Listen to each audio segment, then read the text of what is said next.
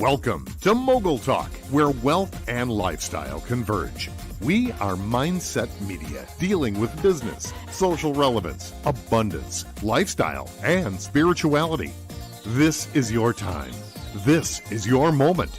And this is your host, Ms. Mogul, Charity Smith.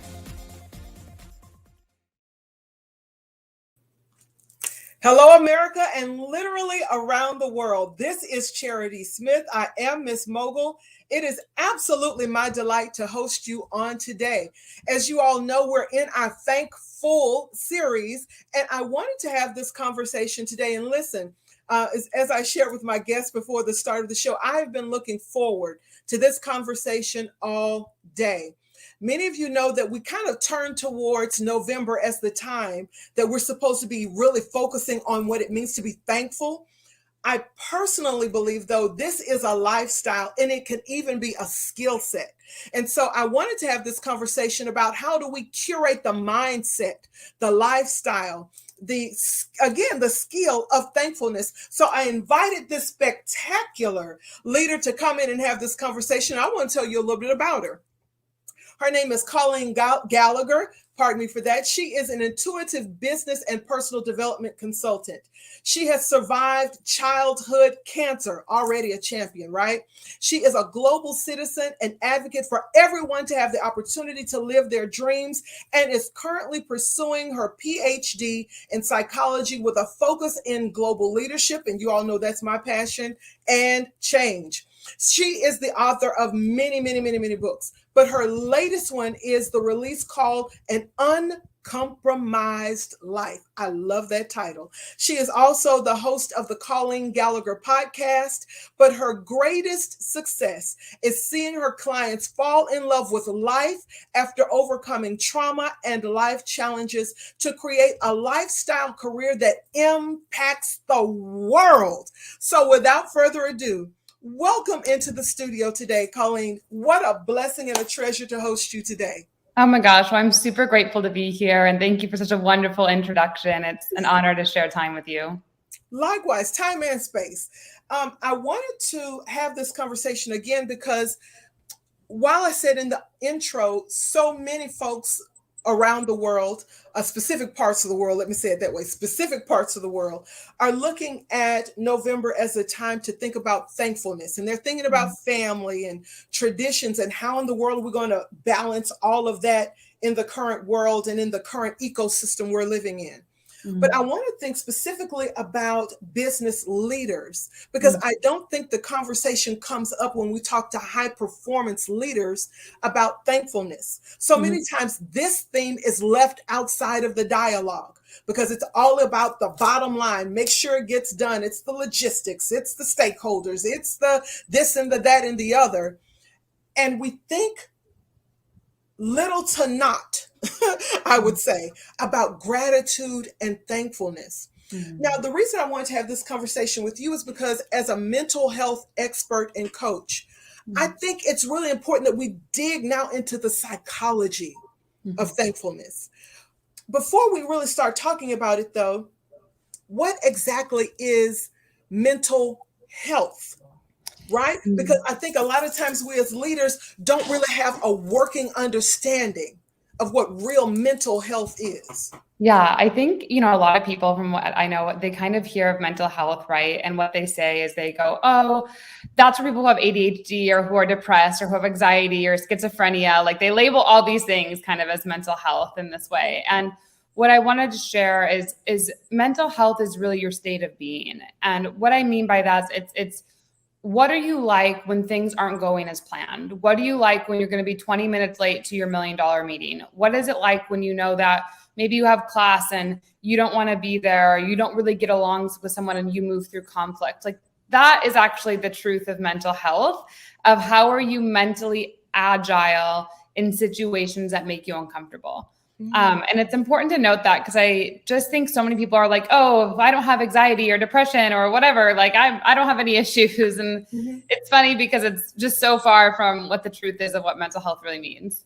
And I think it's important too that we really do have a clear and a clean working understanding of what mental health is, because I would venture that many of us many people, I would say, are operating in an unhealthy space, right? Mhm. Because you think about what happens when you're 20 minutes late to the $1 million meeting. What is that self-talk that then begins to happen while you're on your way to that meeting?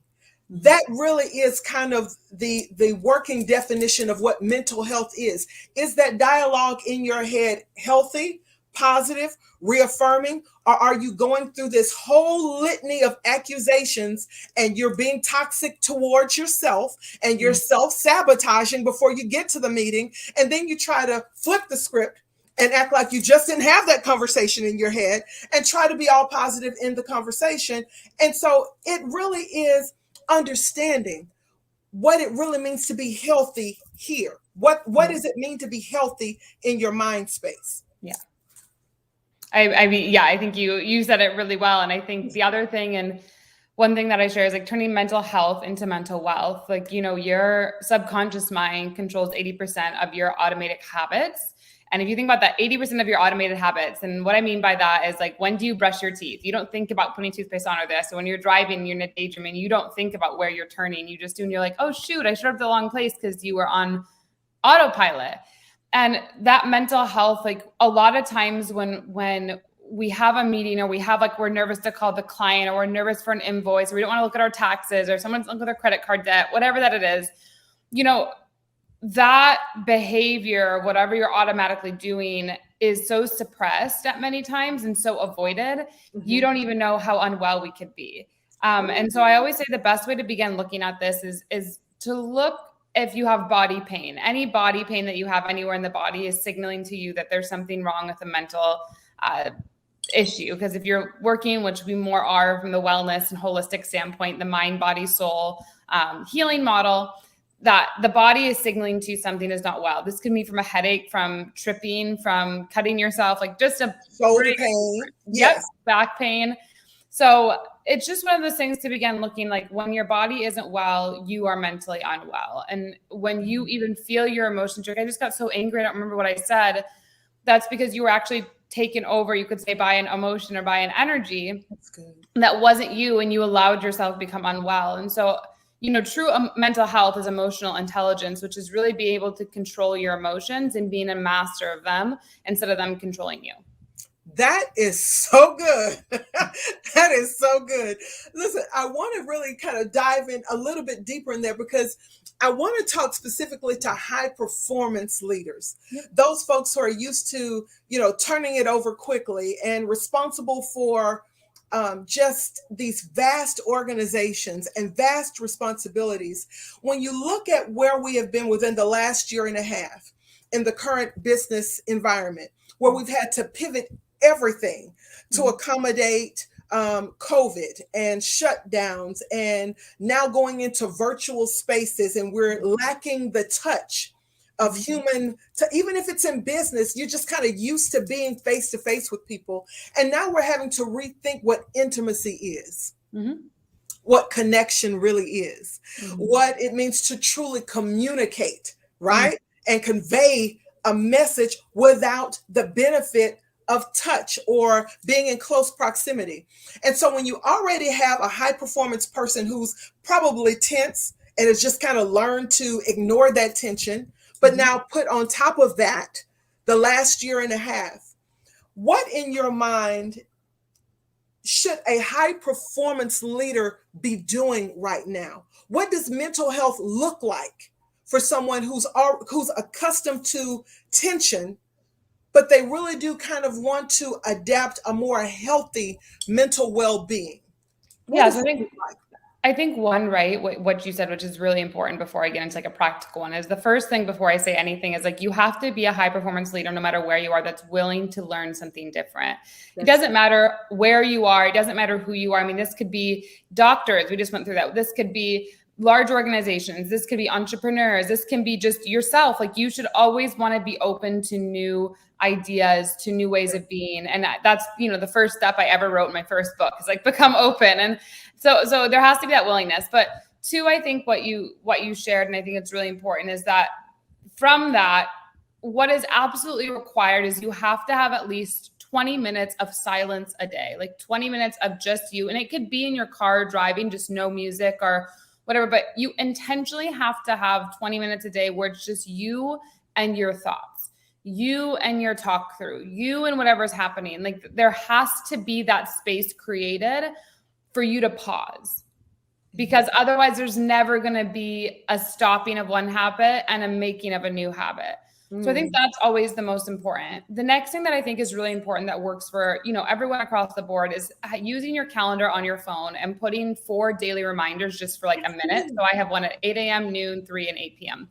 And I have my affirmations right now, but there's different things, I've changed them throughout my time. But if your shoulders are tense, like having a mantra, like I now feel relaxed. I now feel my shoulders releasing tension, or I now like to be fully present. I now like to be a compassionate leader. I now like people to look up, like whatever it is, but have these things in your phone or have a breathing exercise that's on there.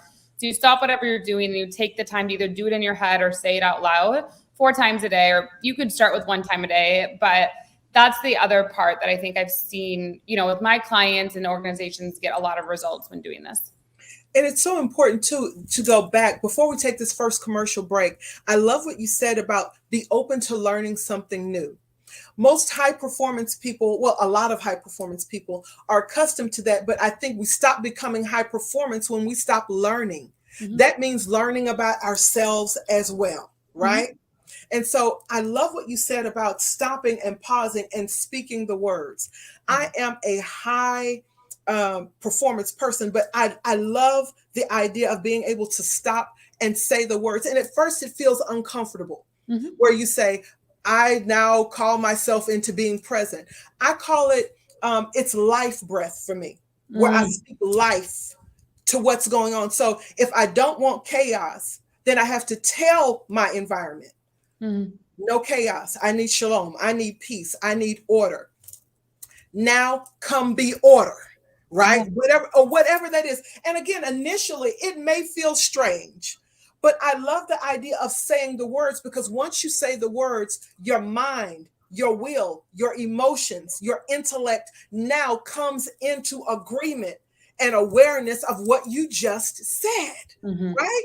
And I hope I don't want to sound kooky out there, but this is real. No, this is neuroscience. This is breakthrough neuroscience that's happened, and neurofeedback. Our neuroscience. They've had it where basically we have mirror neurons. So basically, everything that we see or perceive in the reality mirror is a neuron that's merely reflecting to us. So it's inside of our body. So if we choose to see something, like our body is going to react to it. If we choose something else, our body's going to react to it. And so the other thing you said is that when you're sharing these things or when you're stating these, you always want to state it in the present tense. You don't want to say it in the future tense, because the subconscious mind doesn't know the difference between there and now. So it's always going to stay out in the future. So whatever it is, when you have your affirmations, it's like, I am, this is, like, it's always in the present, even if you're not there yet. Obviously, I'm not saying lie in a meeting or something like this, but in your own mind, like get yourself in that vibe for that. But that's really important. But it is, neuroscience of what you just shared. Who knew? The mental health expert knew. But I love too that's then validation of what we know, right? That our world is not just 2-dimensional, 3-dimensional. We live in a multi-dimensional world. And what we say, even though I have this affirmation that I say to myself, what I say, I see. And what I see, I say. It sounds elementary. But going back to what you just talked about, the neuroscience of it, but the manifestation of it is what I call it, the manifestation of it. What I see, meaning in my vision space, in my mental, spiritual, emotional, intellectual space, what I see, even though it's not here in this 2-3-dimensional world, I say it. Because eventually what I say with eyes wide open, I'll see. That's good.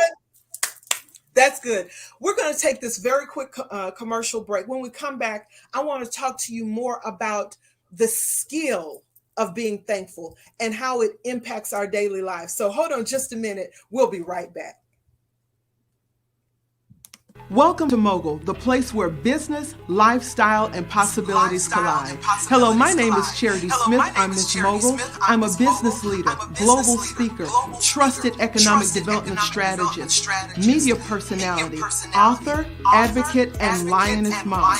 We're taking you next door and around the world, conversing with business leaders about the news of the day, emerging business trends, and introducing your family to possibilities that will help you live life to its fullest. Listen, we're really excited about our special interest stories where we connect you with authentic faith, spirituality, and abundant thinking.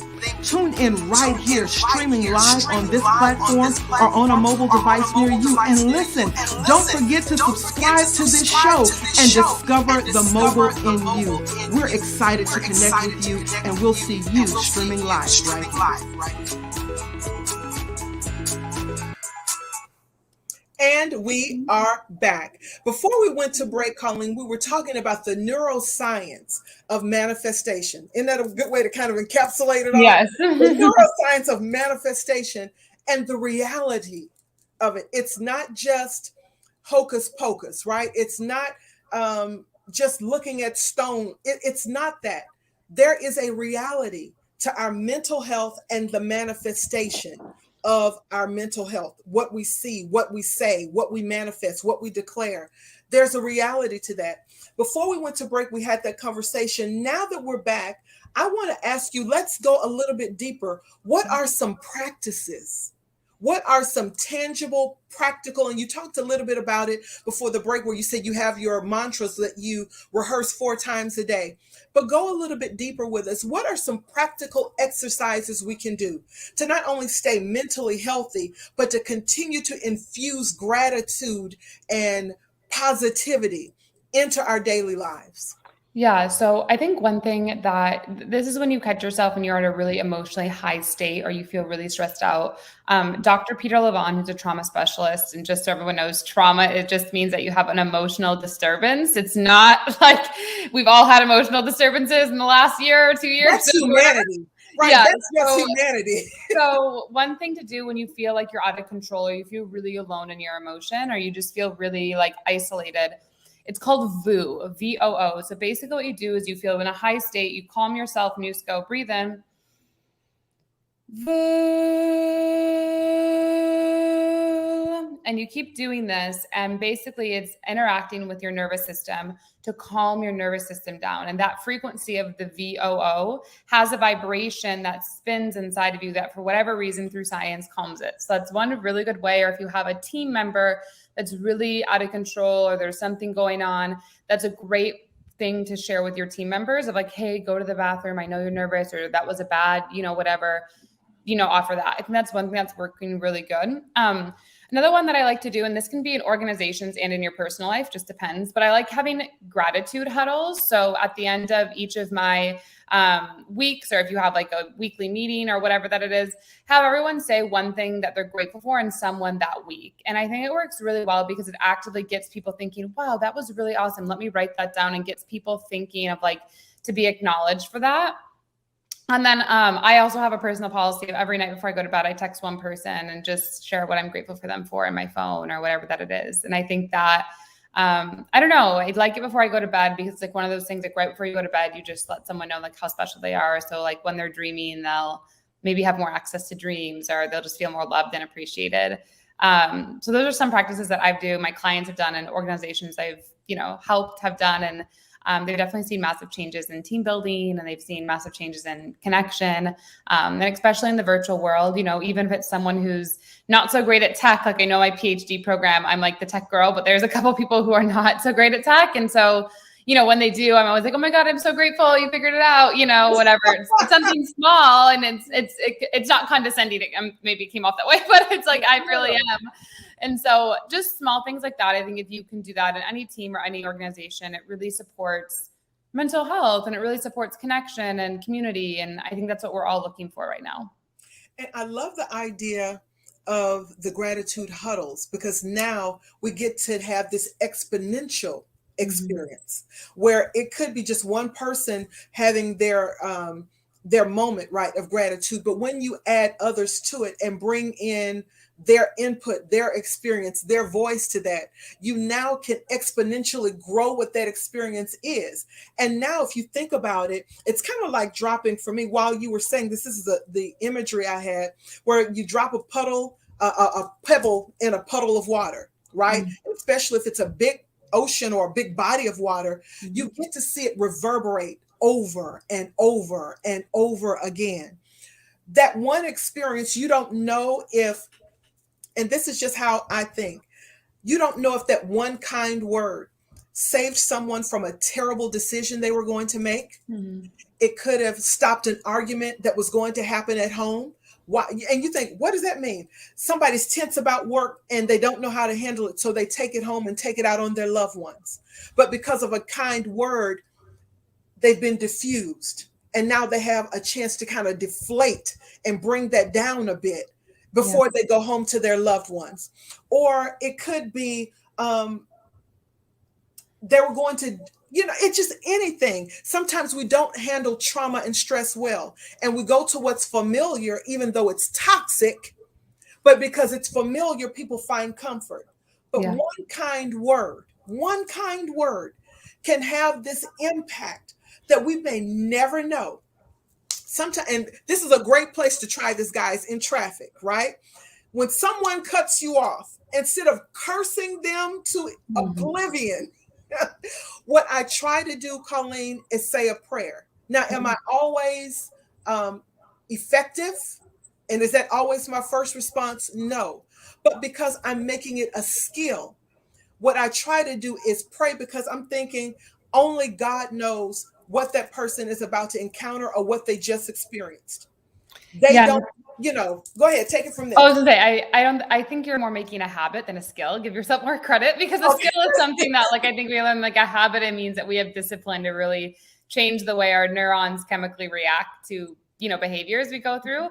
So, actually on my podcast, the Colleen Gallagher podcast, which I think I've seen, but David Meltzer has actually one of the people that really taught me a lot about these gratitude practices and brought me into that, because I think you see people at the very top, or people who have created a lot of success, and the people that actually sustainably create success are those who don't lose track of gratitude. And no one's ever perfect, right? Like you just shared, but you are having the intention to create a practice and a habit, which is more powerful than, not having an intention or a practice or anything to connect to. And, kind of, you think one day goes by, I won't do this, or 2 days or whatever, it becomes a lifetime where people don't go after their dreams, or people don't do what's really inside of them. And this gratitude factor is the biggest way I've seen relationships heal within organizations, outside of organizations. It's the biggest thing I've seen in miracles dropping in. Gratitude is one of those things that it's a deep feeling within you. It's not like a practical, I'm going to do this and get this output. It's not that step. So it seems like, well, why would I waste my time on that? There's no guarantee. But when you enter into the realm of magic, manifestation, miracles, quantum leaps, multiple six-figure businesses, millions of dollars, big organizations, when you're in that headspace of I have more money than I know what to do with, I need to spend this money to make a tax break, whatever that it is, when you have that, it's because you came from a place of gratitude, and that happens the more you do that. So what I hear you say then too, gratitude attracts goodness. So for all of those who may be taking notes, that's a really good hashtag or a really good note to write down. Gratitude attracts goodness. So if you want more success, if you want more goodness in your life, start with gratitude. What are you thankful for right now? What's working right now? And I love the idea, going back to a previous comment you made about texting someone right before they go to sleep. What in the world does that unlock, right? For someone to go to bed thinking, wow, someone's thinking this of me. What goodwill, what goodness. And I saw you just kind of had this thing happen. So I'll go ahead and let you share that. What just happened there? Yeah, I know. I love that you said the word unlock, because I was pondering that. It's funny though, because I never did that right, to unlock something in me. It wasn't like I'm doing this in the hopes of that. It was, kind of became inspired, I guess, because in a lot of ways, there were times when I felt really alone in the world and I felt like no one understood me. And I felt like I was just this little alien running around on earth. Like, to be honest, like I felt that. And like, I literally was like, I've traveled to over 40 countries and I've lived in 5 countries. Like, there's all these things that I've done. And I kind of learned, I guess, when I like felt alone, I always just felt the presence of something greater. And I would like feel different things or see things or hear things in my head, I guess. And I became grateful for whatever was present. And from that, like honestly feeling like there was other things around me that helped me see gratitude. I wanted to be that for someone else. And I think that's what inspired it. And I feel like everyone has those nudges, like that was mine, but you already have nudges, you can be doing, like your thing is already there. And just like to take the action. And sometimes we think like, if I say I'm grateful or text this person or call them, like they're going to be like, this is so weird. Or why would you say that? And we have all these limiting beliefs basically. But honestly, like it's when you make it not about you and it's just about letting someone else know, it becomes a lot easier. That's a great place to, okay, we're going to take this one more break. When we come back, I want you to really kind of encapsulate it all about how to live our best lives with gratitude. So hold on, we'll be right back. That was so good. That was so good. Are you ready to break out and break through? Wait no longer. Charity Smith, known as Ms. Mogul, has created a breakthrough course and mastermind called the Mogul Method for multidimensional leaders wanting to harness their creative power and release their next big idea, transforming their performances, culture, and leadership. A highly sought-after media personality, business, and transformative leader, Ms. Mogul enraptures her audience, taking them on a journey of personal and performance discovery with laughter, candor, a biting wit, and over 20 years of business acumen and leadership. Go to www.youcancreateyourown.economy.com now to awaken the mogul in you. So Colleen, we're at the end of the segment and I figured this would happen. I think I said that to you before we started. I said, I have a feeling we're going to run right up to the clock. Yep. There's so much there in this topic for us to dive into. And I really, again, appreciate you being your hair is fine. Thank you. You being such a treasure trove. I'm grateful for your hair. It's great on camera. Thank you. You're good. But in all sincerity, I really do want you to now kind of put the bow around it and really anchor the thought of gratitude and mental health, right? We're going into the last quarter of the year, which is another reason why I'm excited to have this conversation. And so folks are thinking about year-end close and high performance people are getting stressed, maybe, and sometimes there's good stress and bad stress, but there's stress nonetheless, right? Give us the importance of gratitude as we look at running to the finish line. And we all want to be champions in our own industry, in our craft, or whatever it is. And we want that next big thing to be the next big thing. What's the role of gratitude in that process? How do we obtain it? How do we leverage it? And how do we quantum leap forward?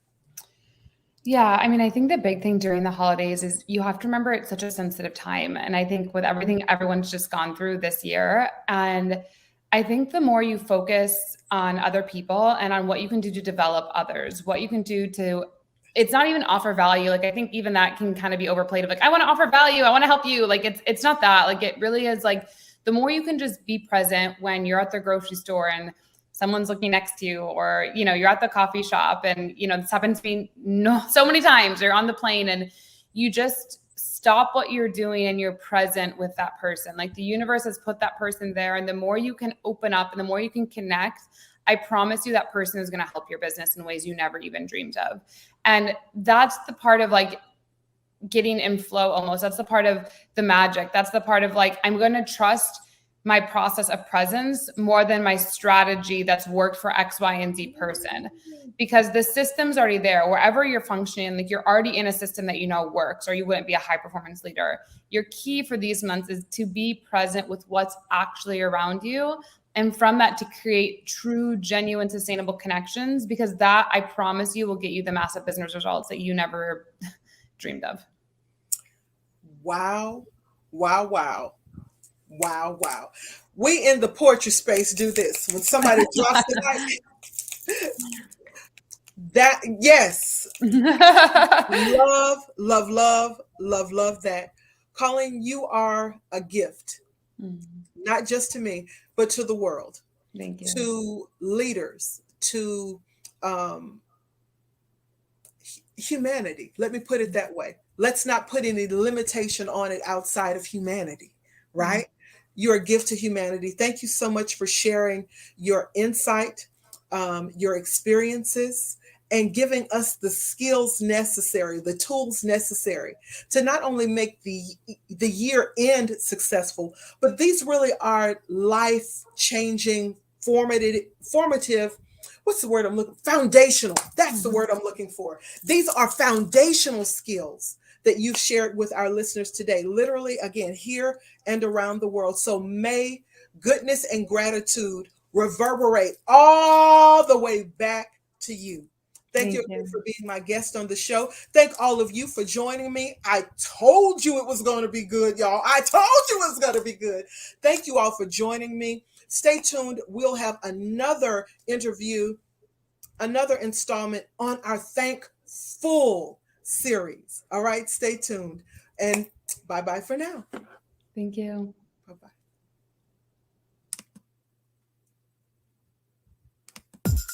Thank you for watching. Connect with us on our fan page on Facebook, Master Your Morning with Ms. Mogul, and subscribe to our YouTube channel, Mogul Life TV. And visit our website, youcancreateyourown economy.com and mommiescreatingeconomies.com.